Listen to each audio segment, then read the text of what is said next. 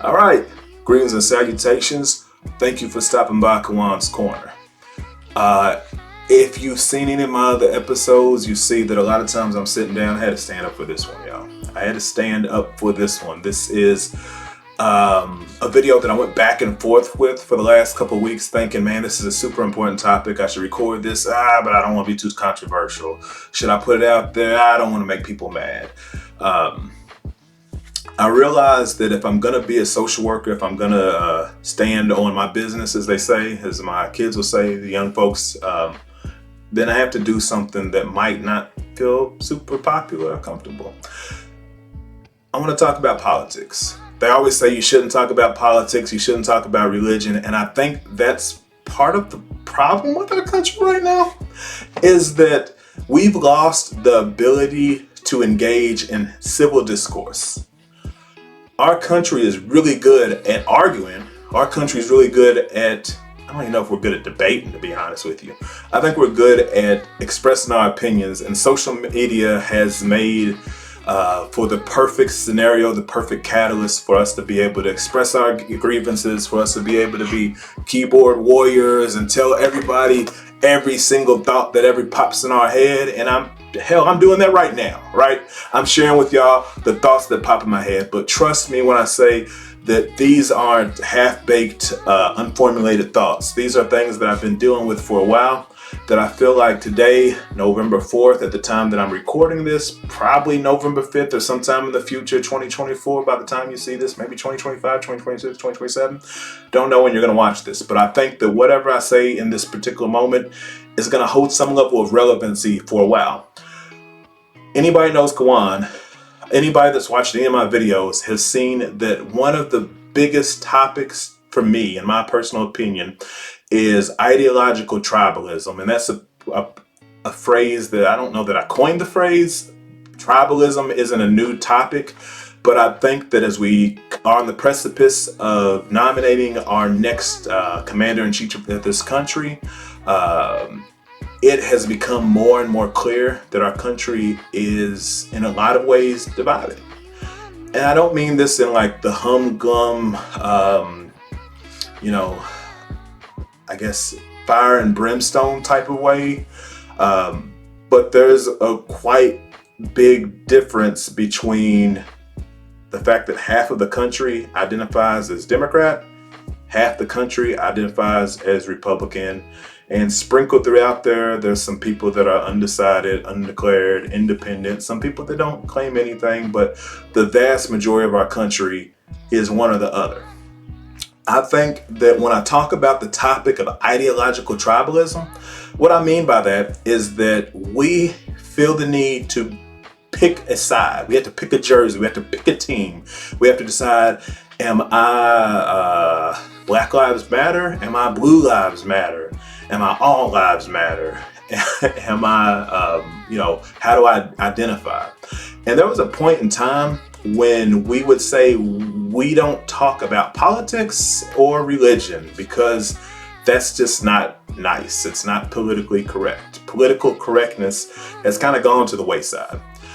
I think that a lot of the challenges that we see in our country is our inability to engage in civil discourse. So, okay, I'm all over the place. Let me kind of, what are we talking about? Tomorrow, a lot of people are going to go to the polls, and it might be today by the time you see this, or yesterday, or whenever. But right now I'm recording this from November 4th, 2024. And we're going to make a determination on who our next president is going to be. The purpose of this video isn't to tell you how to vote, but to point out the fact that the way that we vote has become a part of our identity, and that rather than actually looking at the policies, a lot of people look at the personalities. People are more swayed in a lot of ways as far as, well, who do the people in my church vote for? Who do the people in my neighborhood vote for? Who are the people in my family vote for? And don't get me wrong, there's plenty of house divided type of scenarios, but there's so many people that want to be able to wear a certain kind of hat or bolster a certain type of ideology, this holier than thou art type of mantra. And this goes for both sides. I'm not saying one is better than the other. That's not the purpose of this.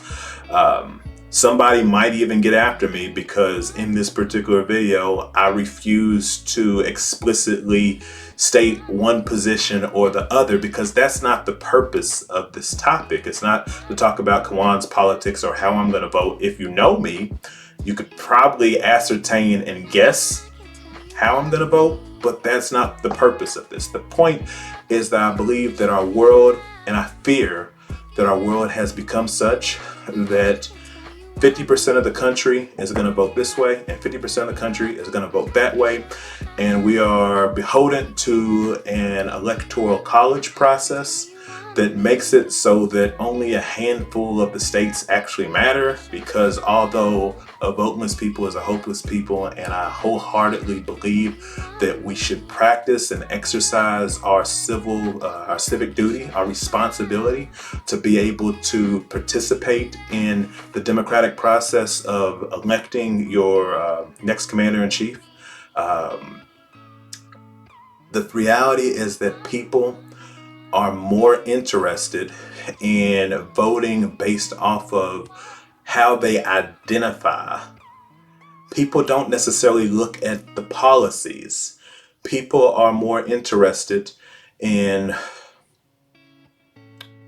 how they feel, how the candidate makes them feel, how similar the candidate is to them and their way of life and their thinking, or maybe even how they wish they could be. Politicians have gone from representatives of us that help to make determinations and decisions to better our way of life, and have become these icons. They become these celebrities. And I don't mean just certain politicians, I mean all politicians. It's become a certain celebrity status where they're on SNL or this talk show or that. And I don't think this is new stuff. But people don't really think about what the politicians are actually saying or what the politicians are actually going to do, but more about how the politicians make them feel. But more important than the individual politicians that we will vote for or decide is going to run our country or our city or our municipalities or whatever, people feel the need to be pulled in one of two directions. I don't know if that's accurate or not. I don't know that people want to be pulled in one way or another, but people are pulled in one way or another. People, we, all of us, most of us, not all of us, I don't like to speak in absolutes, but so many of us are compelled to, as opposed to, I'm going to vote for the Democrat, I'm going to vote for the Republican, I'm going to stand by this conservative policy, I want to vote in alignment with this liberal perspective. People look at not only the way they vote, but the way they see their politics as a mask, as who they are, as their identity. I guess that's what I'm trying to get at. That's a really long-winded way to get to this point, is whether it's I'm a Democrat or I'm a Republican, people are like, if I'm a Republican, maybe I want to go wear my MAGA hat and go salute for Trump. If I'm a liberal and I'm woke-minded, then maybe I want to support Kamala Harris and disparage the name of Trump and bolster her name and all of the things that we feel like are good on that position. I don't necessarily think that in and of itself those are terrible things, but I think when we lose ourselves, that's when things become problematic. When it's a matter of subscribing to a tribe, when it's about, well, I don't want to be judged or excommunicated from my people, my community, by having this belief, this thought process. So I'm going to maybe put my own personal beliefs on the back burner, or even how I really feel like this candidate is going to perform or run this country on the back burner. And I'm going to vote based off of personalities and vote based off of feelings. And I'm not saying that we shouldn't vote off of feelings, but I think feelings and alone is a very dangerous thing. When you don't take the time to, at least on some level, explore the policies, if you don't take the time to, at least on some level, understand what this amendment means, or what this thing that I'm voting for means, or what this candidate truly represents, not just the idea of the candidate. Again, try ideological tribalism, not just what I believe that person is about, but truly pay attention to these people that we're voting for. When somebody shows you who they are, believe them. Let's be honest. Oftentimes politicians, and I'm not going to paint with a super broad brush because, again, I don't believe in absolutes, but oftentimes politicians will do and say what they need to do and say to get elected, because that's what politics has become in our country.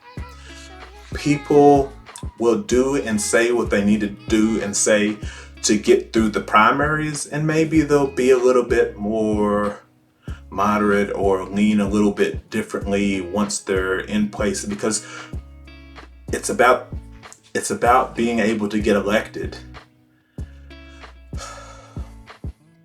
What is the purpose of this video?